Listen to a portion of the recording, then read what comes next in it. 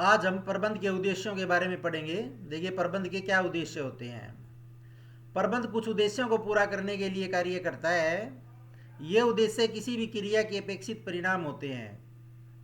किसी भी संगठन के भिन्न भिन्न उद्देश्य होते हैं तथा प्रबंध को इन सभी उद्देश्यों को प्रभावी ढंग से एवं पूरी दक्षता के साथ प्राप्त करना होता है। अतः प्रबंध के जो उद्देश्य हैं उनको हम तीन भागों में बांटते हैं: संगठनात्मक उद्देश्य, सामाजिक उद्देश्य और व्यक्तिगत उद्देश्य।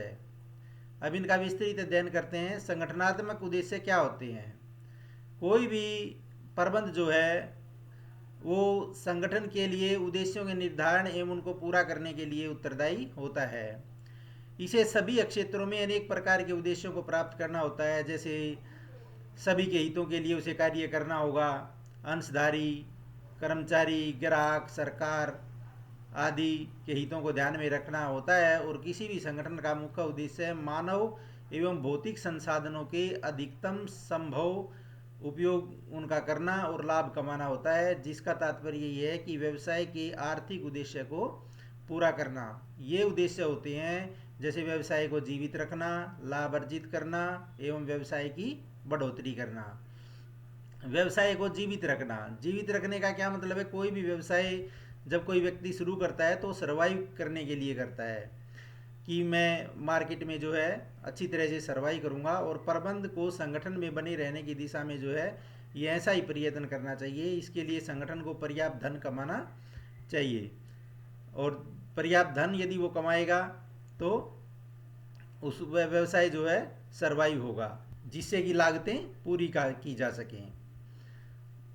संगठनात्मक उद्देश्यों में दूसरा उद्देश्य है लाभ कमाना। व्यवसाय के लिए जो है बने रहना ही केवल पर्याप्त नहीं है, बल्कि उसे सुनिश्चित करना होता है कि संगठन लाभ भी कमाए, क्योंकि लाभ उद्यम के लिए जो है सफलतापूर्वक परिचालन के लिए एक प्रोत्साहन का कार्य करता है।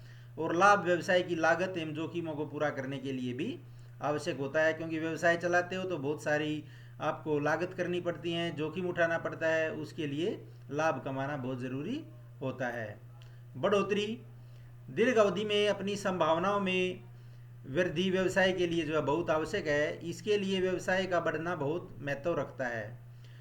उद्योग में बने रहने के लिए प्रबंध को संगठन विकास की संभावना का पूरा लाभ जो है वो उठाना चाहिए। व्यवसाय के विकास को विक्रय, आवर्त, कर्मचारियों की संख्या में वृद्धि या फिर उत्पादों की संख्या या पूंजी निवेश में वृद्धि आदि के रूप में मापा जा सकता है। सामाजिक उद्देश्य, व्यवसाय के सामाजिक उद्देश्य भी होते हैं, यानी हर व्यवसाय को अपनी सोशल रेस्पॉन्सिबिलिटी भी पूरी करनी होती है। समाज के लिए लाभों की रचना करना जो है, संगठन चाहे व्यवसायिक हो या गैर व्यवसायिक समाज के अंग होने के कारण उसे कुछ सामाजिक दायित्व तो पूरे करने होते हैं, क्योंकि समाज से ही जो है बिजनेस लाभ कमाता है, समाज से ही उसे कर्मचारी मिलते हैं, समाज से ही उसे जमीन और दूसरे संगठनात्मक ढांचे मिलते हैं। इसलिए व्यवसाय का उत्तरदायित्व है कि वो अपने सामाजिक दायित्व को भी पूरा करे, जैसे पर्यावरण की रक्षा करे, रोजगार के साधनों को सृजित करे, कर्मचारियों के लिए विद्यालय, शिशु गृह जैसी सुविधाएं जो है प्रदान कराए। इस तरह की जो है सामाजिक जो दायित्व है वो व्यवसाय अपना पूरा कर सकता है। व्यवसाय का तीसरा उद्देश्य होता है व्यक्तिगत उद्देश्य। संगठन उन लोगों से मिलकर बनता है जिनसे उसका व्यक्तित्व, पृष्ठभूमि, अनुभव एवं उद्देश्य अलग अलग होते हैं। ये सब जो है अपनी विविध आवश्यकताओं को संतुष्ट करने के लिए ही संगठन का अंग बनते हैं। यह प्रतियोगी वेतन एवं अन्य लाभ जैसी वित्तीय आवश्यकताओं से लेकर साथियों द्वारा मान्यता जैसी सामाजिक आवश्यकताओं एवं व्यक्तिगत बढ़ोतरी एवं विकास जैसी उच्च स्तरीय आवश्यकताओं के रूप में अलग अलग होती हैं। प्रबंध को संगठन में तालमेल के लिए व्यक्तिगत उद्देश्यों का संगठनात्मक उद्देश्यों के साथ मिलान करना होता है। इसलिए प्रबंध को जरूरी है कि जो व्यक्तिगत उद्देश्य हैं, यानी जो कर्मचारी संस्था के साथ जुड़े हुए होते हैं उनके भी अपने कुछ व्यक्तिगत उद्देश्य होते हैं, उन उद्देश्यों का भी पूरा ध्यान रखें। अब आइए प्रबंध का महत्व। अब तक हम समझ चुके हैं कि प्रबंध जो है वो एक सार्वभौमिक क्रिया है जो किसी भी संगठन के लिए आवश्यक अंग है, इसलिए इसका बहुत ज़्यादा महत्व है। ये जो है इसके महत्व को समझने के लिए हमें निम्न बिंदुओं पर ध्यान देना होगा। एक तो प्रबंध सामूहिक लक्ष्यों को प्राप्त करने में सहायक होता है। प्रबंध की आवश्यकता प्रबंध के लिए नहीं बल्कि संगठन के उद्देश्यों की प्राप्ति के लिए होती है। अतः प्रबंध का कार्य संगठन के कुल उद्देश्यों को प्राप्त करने के लिए व्यक्तिगत प्रयत्न को समान दिशा देना है कि जो विभिन्न व्यक्ति कार्य पे लगे हुए हैं उनको इस ढंग से समान दिशा में लेकर जाना कि सामूहिक लक्ष्य की प्राप्ति हो सके। प्रबंध अक्षमता में वृद्धि करता है। प्रबंध का लक्ष्य संगठन की क्रियाओं के श्रेष्ठ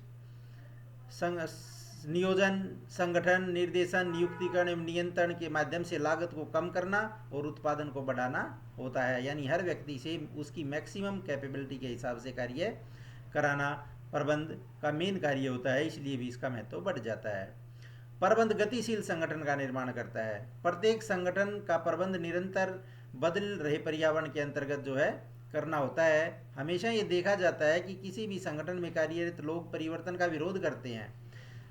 जैसे नई नई जो टेक्नोलॉजी आती है उसको अगर बिजनेस अपनाता है तो कर्मचारियों को भय होता है कि उनकी नौकरी चली जाएगी, उनका वेतन कट जाएगा, तो उसका विरोध करते हैं वे। तो प्रबंध का कार्य होता है कि कर्मचारियों को उन सब चीज़ों से परिचित कराना, उन्हें सुरक्षित जो है पर्यावरण देना और नई टेक्नोलॉजी के बारे में जो है सही ढंग से अवगत कराना ताकि वे उसे मन से अपनाने के लिए तैयार हो जाएं। इसलिए प्रबंध जो है वो गतिशील संगठन का निर्माण करता है और संगठन जो इससे अपनी जो प्रतियोगी श्रेष्ठता है उसको बनाए रखने में सफल होता है। प्रबंध व्यक्तिगत उद्देश्यों की प्राप्ति में सहायक होता है। प्रबंध अपनी टीम को इस प्रकार से प्रोत्साहित करता है एवं उसका नेतृत्व करता है कि प्रत्येक सदस्य जो है संगठन के कुल उद्देश्यों में योगदान देते हुए अपने व्यक्तिगत उद्देश्यों को भी पूरा कर सके। अभिप्रेरणा एवं नेतृत्व के माध्यम से प्रबंध व्यक्तियों को टीम भावना, सहयोग एवं सामूहिक सफलता के प्रति प्रतिबद्धता के विकास में सहायता प्रदान करता है। प्रबंध समाज के विकास में सहायक होता है। संगठन बहुउद्देशीय होता है जो इसके विभिन्न घटकों के उद्देश्यों को पूरा करता है। इन सब को पूरा करने की प्रक्रिया में प्रबंध संगठन के विकास में सहायक होता है तथा इसके माध्यम से समाज के विकास में जो है ये बढ़िया बहुत बड़ा योगदान देता है, क्योंकि वो श्रेष्ठ गुणवत्ता वाली वस्तुओं को पैदा करता है, रोजगार के साधनों में वृद्धि करता है। इससे जो है नई नई तकनीकों को अपनाने से कर्मचारियों की बुद्धि एवं क्षमता का विकास होता है और वो सही रास्ते पर चलता है। तो ये थे प्रबंध के जो है महत्व और उसके क्या उद्देश्य होते हैं। तो उम्मीद आपको हमारा ये वीडियो काफ़ी पसंद आया होगा, इसलिए हमारे चैनल को शेयर, सब्सक्राइब और लाइक कीजिए ताकि आगे आने वाली नई वीडियोज़ की नोटिफिकेशन समय समय पर आपको मिलती रहे। धन्यवाद।